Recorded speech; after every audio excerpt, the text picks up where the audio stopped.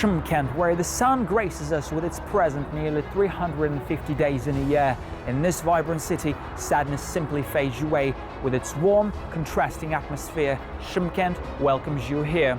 Hello everyone, you're watching Travel in Comfort with me, Madi Fazl, and today we find ourselves one more time again in Shymkent.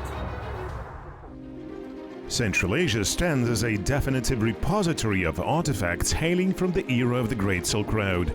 Unsurprisingly, today witnesses a surge in travelers eager to retrace the footsteps of the famed caravan trade routes that once linked Eurasian nations from China to Western Europe.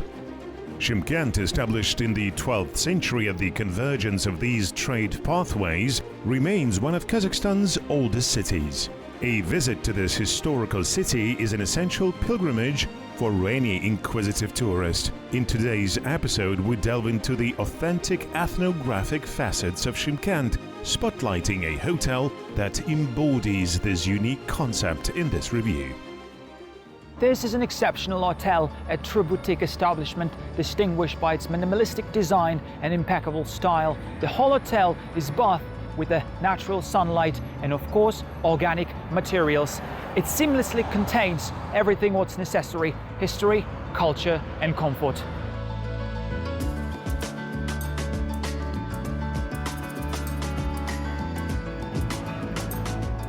What truly sets it apart is exclusive customer service. As soon as you check in, the hotel staff already know your preferred pillow type. Additionally, the hotel is eager to gather information about guests' preferred streaming series, any specific dietary preferences they might have, and even their preferred morning routine to enhance comfort. This extraordinary focus on guests' needs has been achieved through the utilization of big data on a specialized online platform.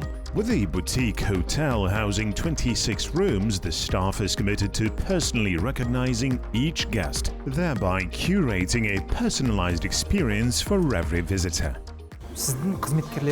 Let's talk about your team. What sets your staff apart? What are the key factors you consider when hiring new employees?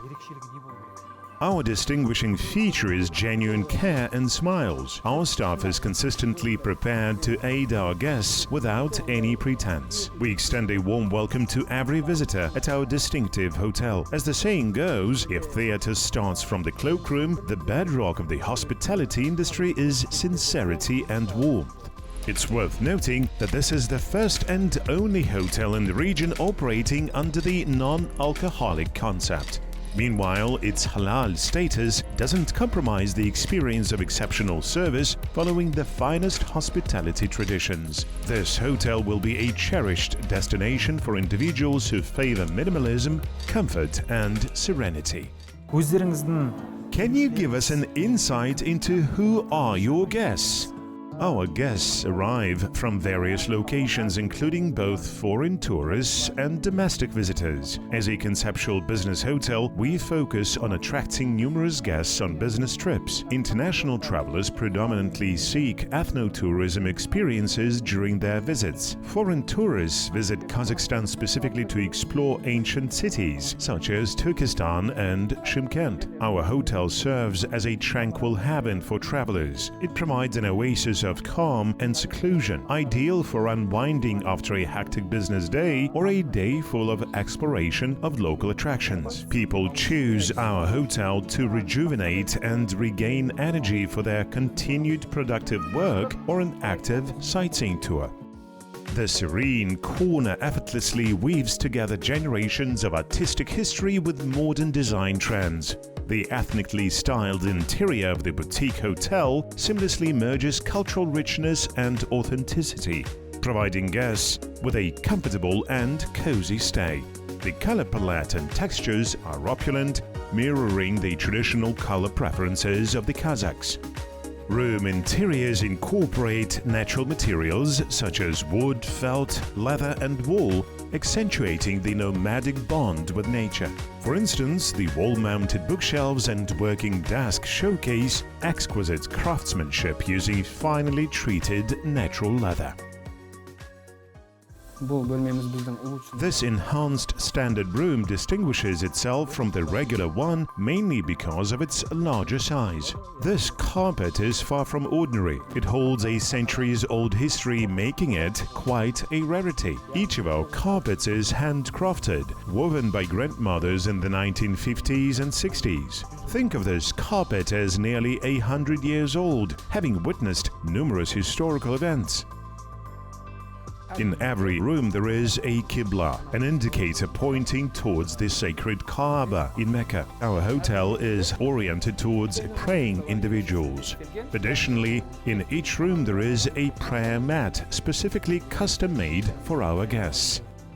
The primary highlight of this boutique hotel is its commitment to surpassing guests' expectations. Moreover, it reflects the defining essence of the city. Hospitality, sincerity and openness have long been synonymous with Shymkent. Over time, all our guests become regulars. We eagerly anticipate their arrival each time, warmly welcoming them at the entrance with hugs and greetings, akin to welcoming close friends or relatives after a prolonged separation. So you epitomize the essence of the Kazakh hospitality. Absolutely. This is often why our first-time visitors turn into loyal customers. They know all of our names and make it a point to confirm the staff working during their visit in advance. On the first floor of this boutique hotel, you can savor extraordinary coffee types like latte aramshik and taro cappuccino. This is an authentic ethno-cafe showcasing Kazakh cuisine in a modern interpretation. Crafted in partnership with the Kazakh Academy of Gastronomy, the menu boasts an array of teas, coffees served in traditional vessels, as well as unique delicacies such as horse meat pate and kamiz ice cream, alongside numerous dishes reflecting the essence of the Kazakh traditional cuisine. Our uniqueness lies in incorporating buckwheat into our coffee, and many of our dishes contain these ingredients, buckwheat and irimshik. I've heard there are specially crafted burgers here apart from the regular ones. Is that correct? Yes, our burgers feature braised meat, prepared by slow-cooking beef ribs. Azamat, what dish are we preparing next? We'll be making our signature mejima salad together. Let's get started. To craft the signature dish, a blend of 3 varieties of salad leaves, cherry tomatoes, cucumbers and a unique dressing named balshar are combined. All the ingredients should be thoroughly mixed.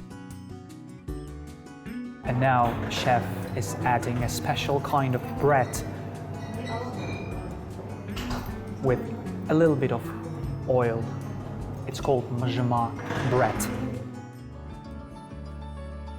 No doubt, the chef's next culinary masterpiece, crafted from roasted millet, will be a genuine revelation for many, especially mothers. What's essential is its appeal to young gourmets. Moreover, the dish comes with a straightforward recipe, yet the process of preparing the ingredients is truly captivating. You do it in a circle just like this, so the taro that we put inside looks very tiny and we squeeze it and squash it just like this. The uniqueness of this dish lies in its significant nutritional benefits for the human digestive system. Ground tari is taken out of the mortar and hot milk is slowly added while stirring. Wow, you can definitely feel the unique taste of it, the taro, and I really like it. I bet I'm going to prepare it for my breakfast soon. The founders of this ethno-cafe embarked on a mission to revive the culinary marvels of the Great Steppe nomads. They recreated the recipes that had almost vanished from the modern nomadic lifestyle, reintroducing unique steppe dishes not only to present-day Kazakh tables, but also into global recipe collections. It's uplifting to witness the trend of preserving history and revitalizing forgotten traditions and customs gaining traction among our people. An excellent illustration of this trend is the gastronomic space infused with ethnic style, notably embodied with the boutique hotel itself. This kind of gigantic clay jugs are also presented here on the first floor of this traditionally styled hotel. Yeah, people definitely used to keep different kinds of food here. If you do remember, Shymkent city has a longest historical background of more than 2,000 years old. So this kind of historical materials are also reconstructed and were put here. Shymkent isn't just fascinating for its rich history and ethnographic allure, but also for its diverse tourism offerings. Visitors can indulge in popular experiences such as culinary explorations, immersive cultural and educational tours, rejuvenating health retreats, sacred pilgrimage routes, and an increasingly popular trend in ecotourism. Notably, eco-trails are now being forged even within protected areas, as highlighted in the conversation with tour guide Yerzhan Orenbasarov. What are the attractions of Shymkent's ecotourism? Many people are aware, many are not, but Shymkent is a home for the tulips. And we have lots of tourists from Europe, especially from the Netherlands, who come to see the wild tulips flourishing at the third decade of April. Now, talking about the ecotourism, we have the Western Tian Shan Mountains, we have the yurts, glamping, and lots of entertainment and resting zones just at the outskirts of those mountains, where people are able to live in traditional houses, ride horses, milk the horses, try some qamaz, live the village life, etc., etc., etc. So ecotourism is in its progress. I bet there are still a lot of places which were not discovered yet. Since our region is a part of the Silk Road, there are still many undiscovered places in terms of archaeology. Every single year, the archaeologists explore and discover new sites with the proof of the local civilization dated like 2,200 years old, you know. Yeah. Are there any sacred natural places? Well, one of the most popular sites to visit from Shymkent is Domalakana Mausoleum and Meshed Cave. So the Meshed Cave is one of the largest caves in Central Asia. The cave is a baby by geological standards, but inside the cave you can find the forest made of the mulberry trees. You can also visit some other historical places such as Sayram. Sayram is a place where most of the Arab missioners, the Hodjas, founded their school. And also on the way to Aksu Canyon, you can visit an old Russian Orthodox cathedral of the 19th century, the St. George's Cathedral, another exciting place to visit. So our region is full of mysteries and places to visit. Amazing, thank you. Following the engaging presentation, we immediately embarked on our journey, eager to explore even a fraction of the natural wonders and sacred sites vividly described by our guide. Our goal was to incorporate these into our travels. The vicinity of Shymkent offers a plethora of incredible natural wonders awaiting discovery by ecotourism enthusiasts here. Breathe the fresh air, experience the crazy wildlife, and of course, behold extraordinary landscapes. Even the most seasoned travelers are drawn to this unique South Kazakhstan experience.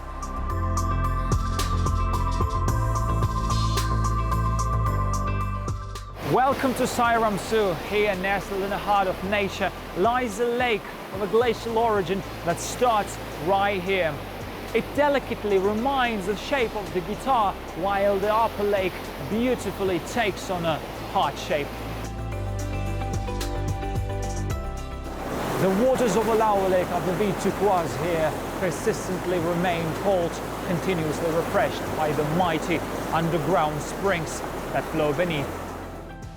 The captivating aspect of this lake lies in its split hues of transparent blue and turquoise, a striking sight that endures despite changing weather conditions. Legend has it that this spectacle is tied to a poignant love story between a rich man's daughter and a humble shepherd. Escaping their furious families, the lovers cast a turquoise ring onto the ground, birthing a lake with mesmerizing malachite-colored waters in that very spot.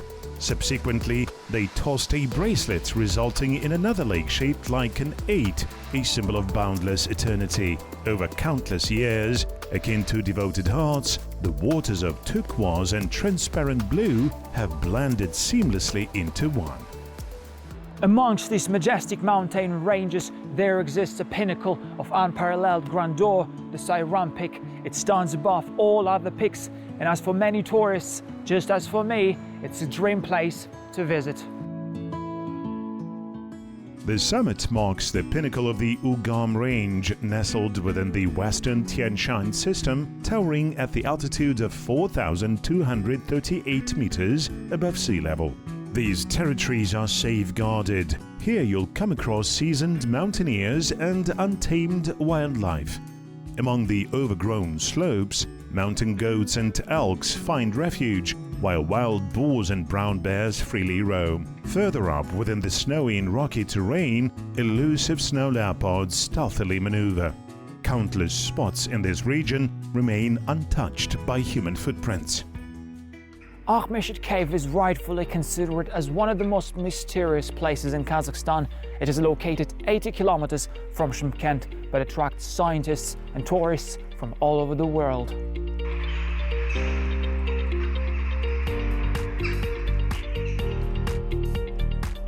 The cave's precise origin remains a mystery. Geologists from Moscow who examined it in 1973 proposed that Akhmeshit might have formed due to a meteorite impact. Historians suggest that the rocks constituting the cave trace back to the Chalcolithic period. Intriguingly, studies indicate that spending just 15 minutes here can regulate blood pressure for both hypertensive and hypotensive individuals. While scientists are fascinated by the cave's enigmatic origin and its effects on humans, tourists are lured to Akhmeshit as a pilgrimage destination, seeking healing and the chance to witness a miracle. No single sign of harmful chemicals or energy was detected here by bioscientists. In fact, just the contrary, it turned out that the cave flushes away all the negative thoughts and emotions. As per a legend, during the 17th century, the cave's immense size effortlessly housed a colossal army. It is said that the legendary hero Yesir Kep, along with his 10,000 warriors, sought shelter here during a fierce storm. The warriors found refuge within the cave's walls, shielding them from both adversaries and the tumultuous forces of nature. It's said that the cave walls were once snowy white, hence the name Akhmeshit.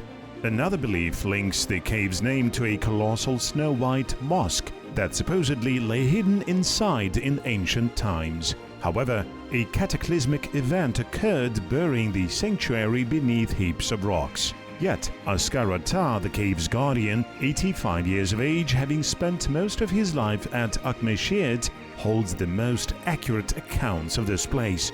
His narratives that he shared with us were passed down from his grandfather and father when he was just a boy. This sacred cave is akin to a divine gift. It functioned as an passage leading to Turkestan, Auliyata and Sayram. 10,000 warriors gathered here to pray together. According to my father, Kokpa horseback competitions were held within its confines. With the country's independence, the cave experienced a revival, observes Askar Ata. It attracted tourists from across Kazakhstan. To better serve visitors, renovations were made to the descending staircase and the road was constructed replacing the rough path, providing access to this sacred site. The cave's custodian sees it as his responsibility to safeguard Atmeshit. As our extraordinary meeting and conversation concluded, following Kazakh traditions, the elder blessed us with his bata, kind and heartfelt words of guidance and well wishes.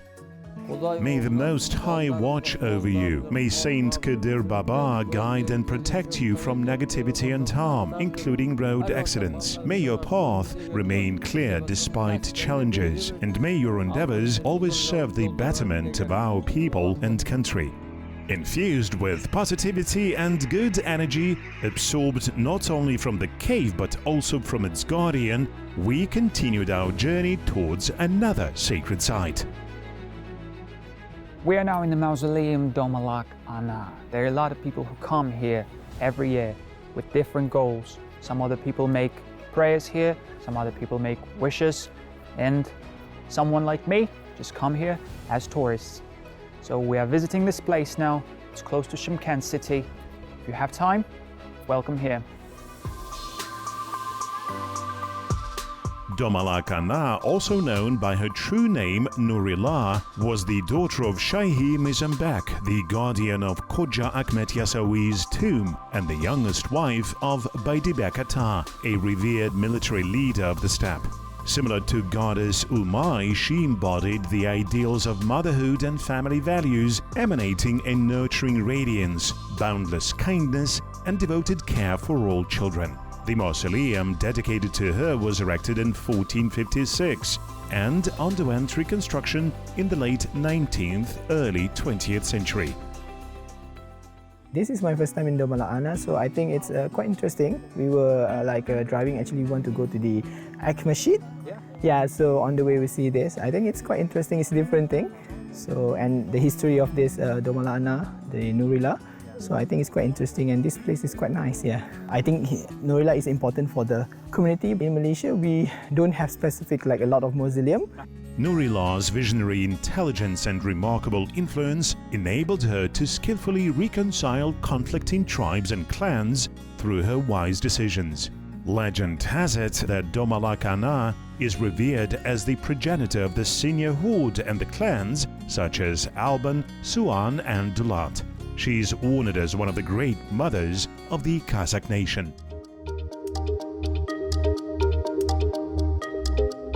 The next destination on this ethnographic tour was the hippodrome. The image of nomads is inseparable from horses, as the rider and the animal form a unified entity. This tradition continues to be embraced by modern nomadic communities. What makes this place special? The distinctiveness of this hippodrome lies in its ability to host our national sports events at an international level. Here, traditional Kazakh sports such as kokbar, tengeilu, audarispak, and other games are showcased. It has evolved into a center for the youth. Take a look around. You'll see many children and young people here. Yes, that's impressive. Overall, in your opinion, how appealing are our Kazakh national games to foreigners? I believe they would be highly fascinating for foreigners. Consider kokbar. There is no other sport that provides such an adrenaline rush. I have a friend from France. After witnessing a kokbar match, he revised his stance that hockey is the toughest game for men. Now he believes there's nothing tougher, more perilous, and more demanding than kokbar. During games and competitions, there is a 2,012-meter-long racetrack enclosed by a special shock-absorbing fence to ensure the safety of both horses and riders. There is also a designated area for kokbar and show jumping.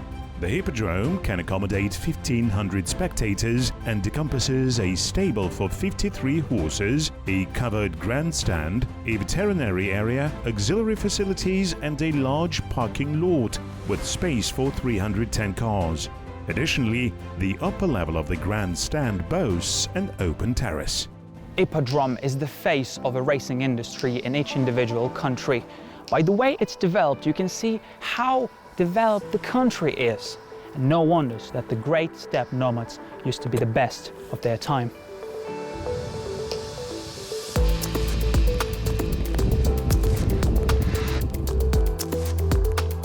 If cities were likened to people, unquestionably Shymkent resembles a proud rider on a horse, persistently moving ahead, surmounting obstacles, yet always mindful of its origins. Local residents adhere to this fundamental truth: without the past, there is no future. This may be why ethno and ecotourism thrive in this region. Their intricate bond with nature, traditions, and ancestral culture aids in discovering inner energy, abundance, and harmony, subsequently sharing this philosophy of gratitude with the environment. Mega cities with high-rise buildings, shopping centers, and traffic jams pale in comparison to this city's warmth and calm. The Shymkent residents are very nice, super welcoming, and with a specific sense of humor, eager to help without demanding anything in return. Welcome to Kazakhstan. See you in Shymkent.